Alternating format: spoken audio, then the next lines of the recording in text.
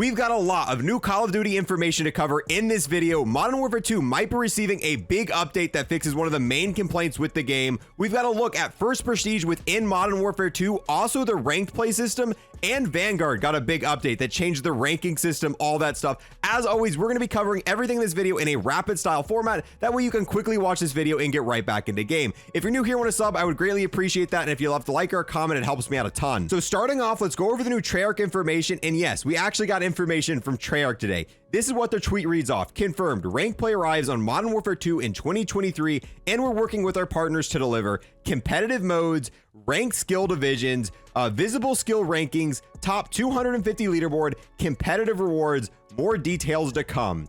In the meantime, Modern Warfare 2 players can throw down in the CDL mosh pit arriving at the start of Season 1. We'll have more details about what you'll find closer to the launch. As ranked play moves forward, we'll begin retiring Black Ops Cold War League play and Vanguard Ranked play this month. Players should grab their remaining rewards by November 22nd in both titles. The success of these modes has directly contributed to the future of ranked play. We sincerely thank you for all the data, feedback, and time played that was collected over the past 2 years. We look forward to sharing more soon. So yes, Modern Warfare 2 is getting Treyarch ranked play, which is going to be very similar to the Black Ops Cold War and Vanguard version, which I thought was pretty sick. The different things you could unlock, there was a lot of cool stuff. But unfortunately, with this, when this does come out for Season 1, in Vanguard and Cold War, the ranked play system is going to be shutting down. And there was some really cool unlockables. There was some charms and stuff that I really liked in Cold War. I never got them. I'm not a really competitive player. I don't play ranked play. So if you like the ranked play from the last two games, gonna be awesome. They're gonna have that in Modern Warfare 2. But you're no longer going to be able to play ranked play in the last two previous Call of Duties. Now, next, we've got more limited time exclusive items coming to Modern Warfare 2, and as promised, I'm going to keep you guys fully updated on all this limited time stuff. This is going to be a HyperX collaboration. There's not a ton of information on this, and as of right now, there's no way you can get these. I've seen people who are sponsored by HyperX doing code giveaways for these on Twitter, but that's the only way I've seen possible to get these. So if we head in game, we can actually see what these look like doing the CDL glitch. So this is going to be the emblem. This is going to be the calling card, but what I'm most excited about is what this vinyl looks like. Look at the vinyl on this weapon. You've got a HyperX vinyl, and if I can figure out how to go into the firing range, there we go. Oh, and no camo on it. There we go. This is what it looks like in game. I don't know why, but this looks so clean to me. As we get more information on this and find ways to actually get these promotional items, I'll keep you guys up to date. Next, we have information on a potential update coming to Modern Warfare 2 in the future. It's important to note this is the only leaked topic in this entire video. Everything else is official information. However, since this one's a leak, there's a chance it happens. There's also a chance it doesn't.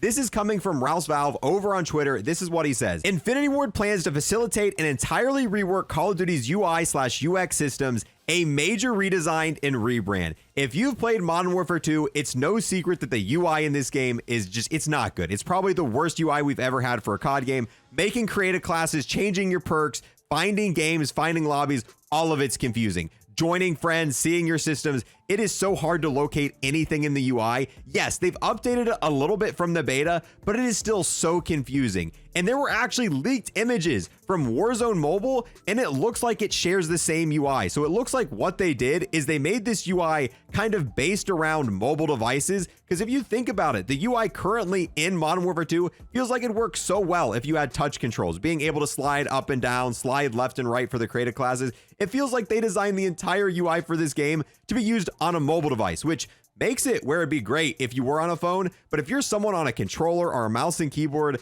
navigating this UI is not fun. So hopefully this leak is true, and in the future we see some major reworks and changes to this UI, because more than likely, if this is the Call of Duty HQ, this is the same style of stuff we're gonna see for the next Treyarch game, the next Sledgehammer game if they still make another game. But this is kind of the path moving forward. So if they don't change things now, this is the system we could see for many years to come. So hopefully they kind of step back, take the foundation, and fix it up a little bit. Because yeah, we will get used to this UI over time, but even still, the whole system is just, it wastes a lot of time where things could be really streamlined on it. We also just got the postseason update for Vanguard, and they made a change to Vanguard that I would love to see in Modern Warfare 2. This is probably going to be the last Vanguard update, so let's run down this extremely quickly. Player progression. The end of Season 5 does not mark the end of player progression. Instead, your seasonal level will persist, and the season level cap will increase to 2,500. This change will allow players to reach all 23 prestige levels and earn all 12 prestige master ribbons.